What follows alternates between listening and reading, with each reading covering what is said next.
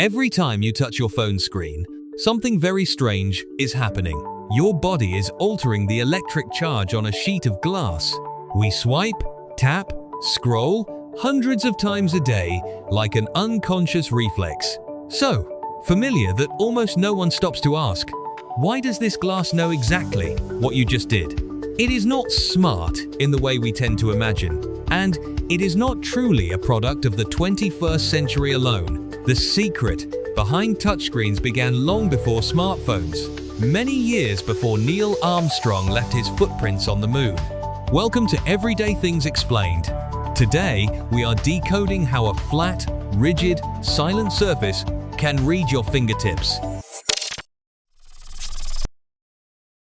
You are not really pressing. Before understanding how it works, we need to remove a very common misconception. Your phone does not actually care how hard you press. Think back to old ATMs, supermarket checkout machines, or the Nintendo DS. You had to press harder, sometimes even use your nail or a plastic stylus. That was resistive touchscreen technology. It consists of two thin layers placed very close together. When you press hard enough, those layers touch. The system registers the point of contact. In simple terms, it is almost like a button flattened across a surface. But modern smartphones use something entirely different: capacitive touch. Here, nothing is being pressed down. The phone does not read force, it reads electric change. And the secret is you. The human body conducts electricity quite well, because inside, there is water and salt. Every time you touch the screen, physically, you are stepping into its circuit. That is why thick gloves, wooden styluses, or non-conductive objects usually fail to trigger a response. The circuit simply cannot form properly. A glass that reads electricity? But if your body conducts electricity, where does that electricity go? Beneath the glass surface lies an ultra-thin conductive grid. Beneath the glass surface lies an ultra-thin conductive grid. So thin, the naked eye can barely see it. Imagine the screen as a perfectly still lake. The entire surface holds a stable electrical state until your finger touches it. At that exact moment, your finger pulls away a tiny amount of charge.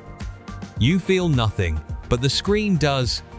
This grid exists thanks to a very special material, indium tin oxide, or simply ITO. Without this material, modern touchscreens would almost not exist. When your finger alters the charge at a point, the voltage there drops ever so slightly. Sensors detect this change and calculate the position along horizontal and vertical axes. The processor then converts those coordinates into action. Opening apps, scrolling pages, typing, sending messages. All of this happens almost instantly. So fast, it feels like the screen is attached to your finger. The best technology is often the kind that makes us forget it exists. The future began long ago. Many people think touchscreens belong to the smartphone era. But the real story begins in 1965. In England, engineer E.A. Johnson was trying to help air traffic controllers interact faster with radar screens. They needed a more intuitive way to work with moving signals on a display. In that environment, even a few seconds of delay could create real risk. So the problem was not just convenience, it was clarity, speed, and fewer errors in a system demanding extreme precision. Johnson's solution was an early form of capacitive touchscreen. It was bulky, expensive, and could only detect a single touch, but the principle was already there. At its core, it is the same as the phone in your pocket today, using changes in an electric field to detect where you touch. From a specialized tool in high-tech environments, that idea slowly moved into computers, control systems, and eventually became something used by billions of people every day, almost without noticing. Touchscreens did not win because they looked modern. They won because they were practical. They turned the entire surface into an interface. They reduced dependence on mechanical buttons. and they made controlling machines far more direct. Electricity beneath your fingertips. Every time you swipe a screen, you are not just controlling a device. You are activating a principle that has existed for more than half a century.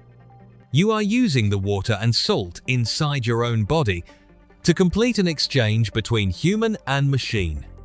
Smartphones look like the future, but beneath that glass lies a very familiar kind of progress.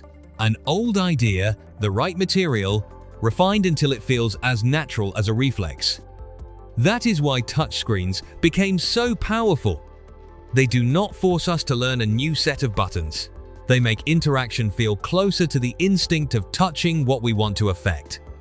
Next time your screen does not respond because your hands are too dry, too wet, or covered by gloves, do not rush to get frustrated.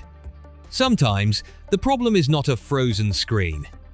It is simply that the tiny electrical connection between you and it has been interrupted.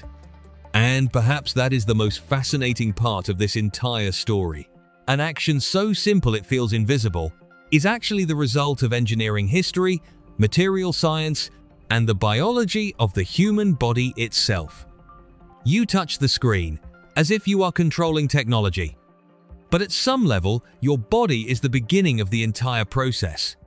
Thank you for watching Everyday Things Explained. See you in the next video.